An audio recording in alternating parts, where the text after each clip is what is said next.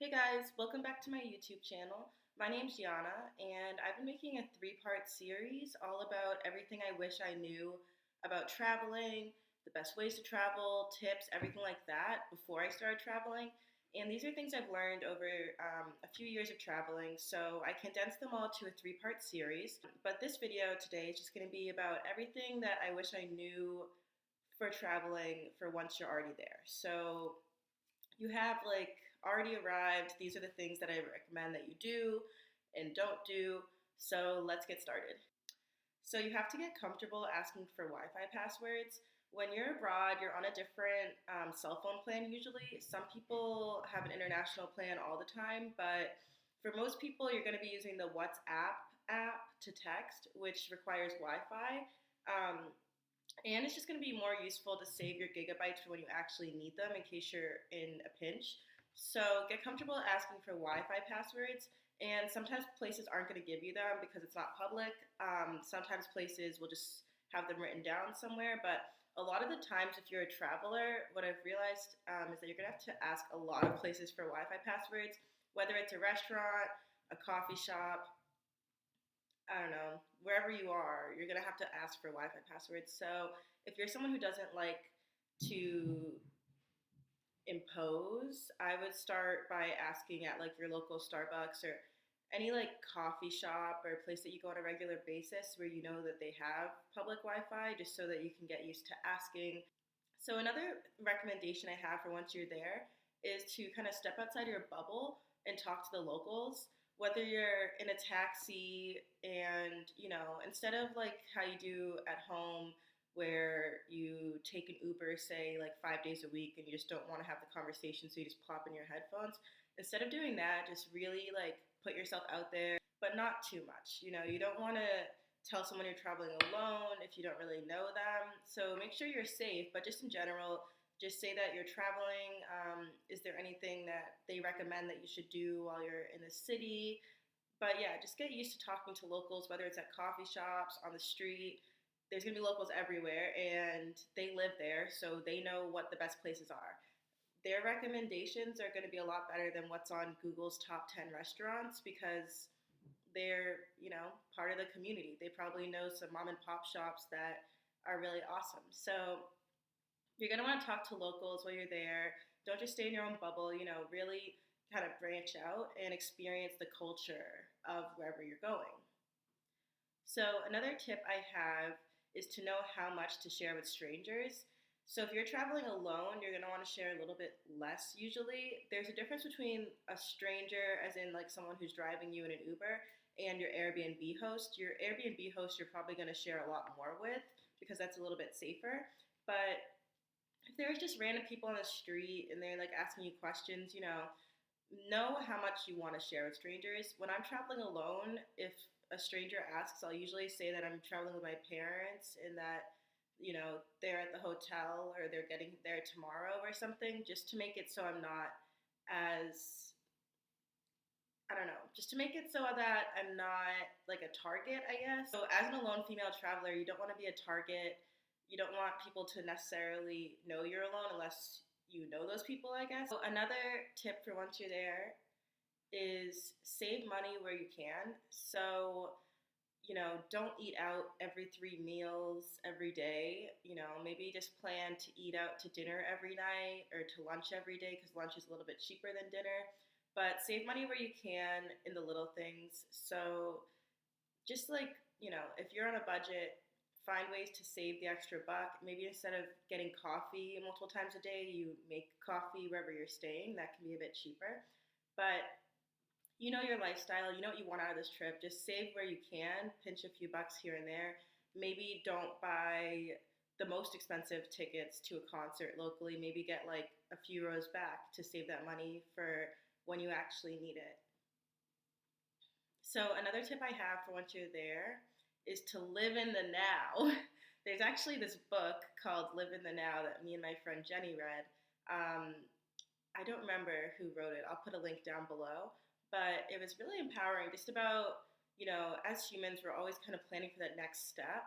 And we don't get to really like soak in what we're actually doing in this very moment. So when you're finally on your trip, just experience it fully. Like, just really don't worry about what's happening next or what's happening at home. Just really live in the now, as corny or cliche as it may sound, just living in the moment. And, accept that every day won't be incredible.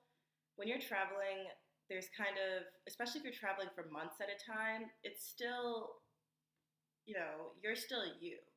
You can't expect every day to be the most amazing day of your trip. There's going to be some days, especially if you're traveling for months at a time, there's going to be some days where you just want to like decompress and have a casual day that you could have, say, had it wherever you live. Where you just want to like stay in, eat some comfort food, and watch Netflix. That's totally fine. So I guess just don't stress yourself out too much if every day you're having isn't life changing, because those days will come. And the only ways to really kind of mark life changing days is to have them in contrast to non life changing days. So try not to stress out too much if you had kind of a boring day, because it's just part of the process. At least that's what I think. So another tip I have is to find ways to feel safe. So if you're traveling alone, there's probably little things at home that you do to feel safe. Like for me, I lock my door at night. Not just the house doors; those are obviously locked. But I lock my bedroom door at night because I used to live in a one-bedroom apartment. I always locked, the main door there. And even when I was a kid, I'd lock my door. It just makes me feel a little bit safer to have that extra lock on my door. When you're abroad, you probably won't be able to lock your door. That's just the reality that I've found. If you're staying in Airbnbs, a lot of them don't have locks on their doors, or at least the ones I've stayed in haven't.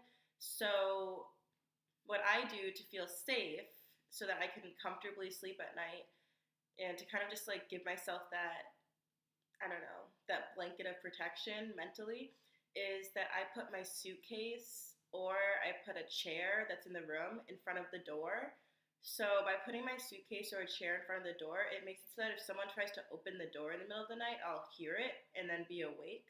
Um, I mean, this has only happened once where an Airbnb host, has opened the door when I was napping, and it wasn't to come and attack me. It was because they didn't know I was home or something. But it just makes me feel safe to have that in front of the door. And everyone's gonna have different things that make them feel safe.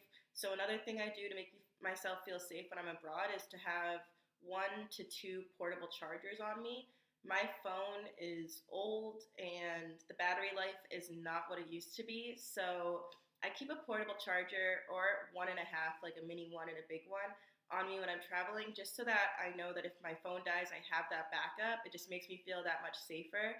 So there's going to be different things that make you feel safe. So just make sure you kind of think of that for when you're there, so that you do feel safe and so that your safety isn't a concern on your mind at all times. So another tip I have, and I've learned this the hard way, is not to drink tap water when you're abroad. I mean, some places I did drink tap water and it was totally fine. Like when I was in England, I was drinking tap water the whole time. Nothing happened. But then I went from drinking England's tap water to drinking the tap water in Amsterdam.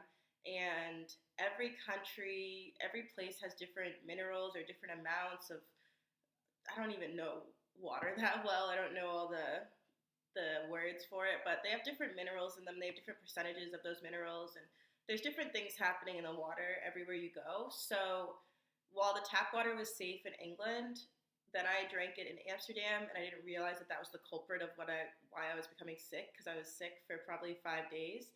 So in my experience, it's better to just buy water liters or a filtered water bottle, um, because it's always better to be safe than sorry. If you're going on a trip, you don't want to be, sick. So I recommend just drinking bottled water. And some people don't do this, but, after being sick that one time, I really don't like to, test my luck. So I recommend drinking bottled water or filtered water whenever you're abroad personally. My next tip is to say yes.